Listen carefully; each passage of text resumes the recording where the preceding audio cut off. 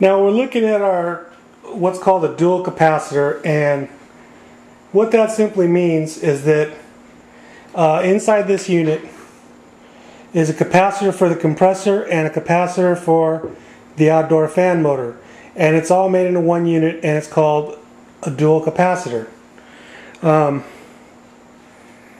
These terminals are marked. You probably can't read it on the camera or whatever.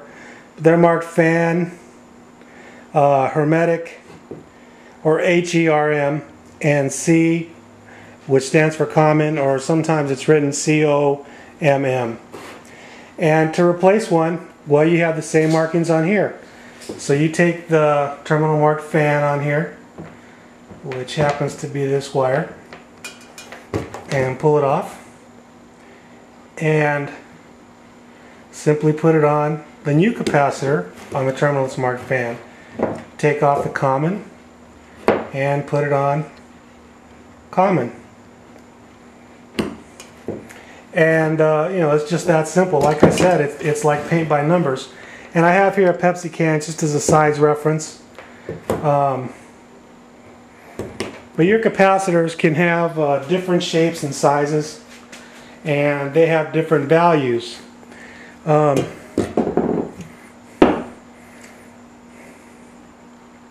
For example, this capacitor here is a 45 and 5 microfarad, and then this one here is a 55 and 7.5.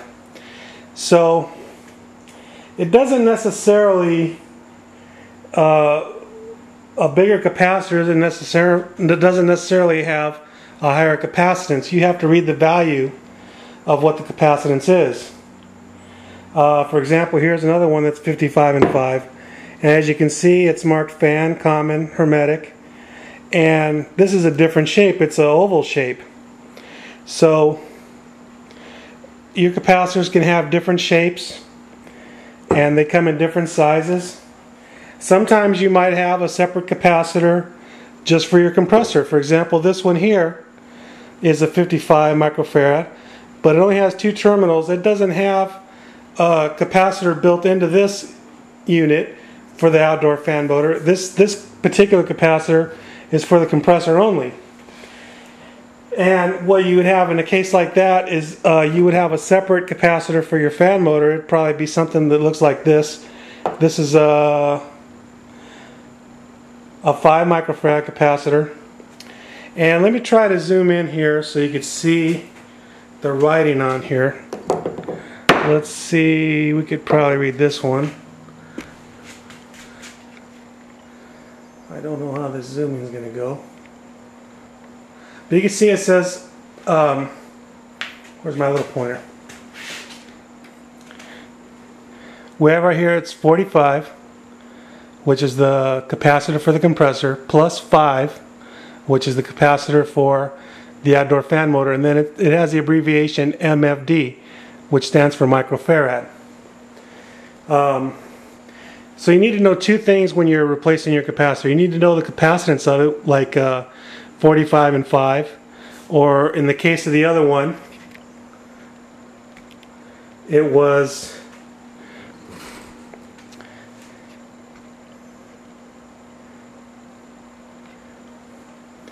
It was 55 plus 7.5 MFD microfarad, and this one is a 370 volts AC, and the other one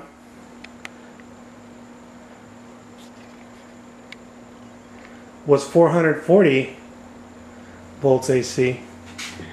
Let's see if we can focus on this.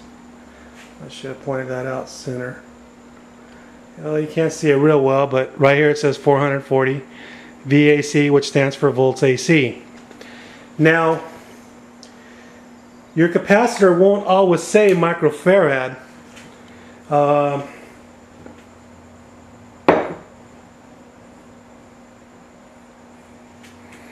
I'm not even going to bother with that one because the writing's so small you'll never be able to read it.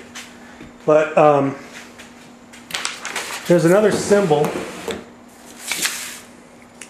and instead of saying 45 microfarad, Well, I'll make that look a little more like an M. Sometimes you'll have a symbol that looks like this. It's kind of a backward Y and an F, and UF is what they call it. That also is the symbol for microfarad, so your capacitor might say 45 UF. That's the same as 45 microfarad. And then you would also want to know the voltage, and your capacitor is going to be one of two voltages. It's either going to be 370 volts or 440. So if you know those two things, you can replace your capacitor. And like I said, it's just like paint by number. There's not a whole lot to it. Now, there's one other thing I wanted to show you.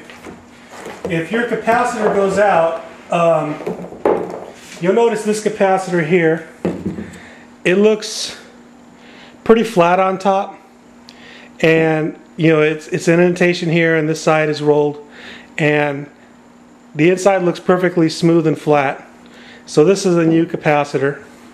Okay, that's a good capacitor. This capacitor here, it looks the same, it looks smooth and flat, but I happen to know this capacitor is bad. I wrote bad on it. And you can't really tell by looking at it most of the time if it's good or bad. Every now and then you'll have the top will puff up like this, and if you see that, if your capacitor looks like that, it's all puffed up, then you know immediately that that capacitor is bad. But like I said, it doesn't always, it's not obvious by looking at it whether it's good or not. And unfortunately, in order to test it, you have to have a special capacitor tester. There's no real simple way to test it without having specialized equipment. I want to talk about one more thing, and that's our super booster. And this is a relay and hard start capacitor, and what this does, this goes in the circuit and it just plugs in on top of your regular capacitor. You would put your new capacitor in, and then you would just plug this between hermetic and common,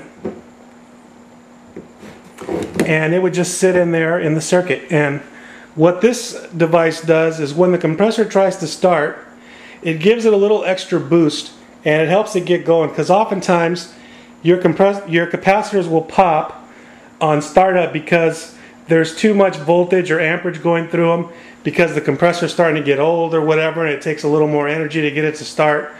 And so this super booster, a lot of times, well, not a lot of times, probably about 50% of the time, if you have your compressor won't start and you had one of these super boosters, it'll go ahead and get it going for you. But it doesn't work in every situation. But it's definitely a nice thing to have, and it helps your compressor out. It helps it start a little easier. Gives it a little help when it's trying to start. And so normally it's a good thing, especially on an older unit. If your capacitor went bad, it's probably a good idea to, when you're replacing the capacitor, to go ahead and add a booster to it, and that'll help you out. Hopefully it'll keep your capacitor from popping on you again.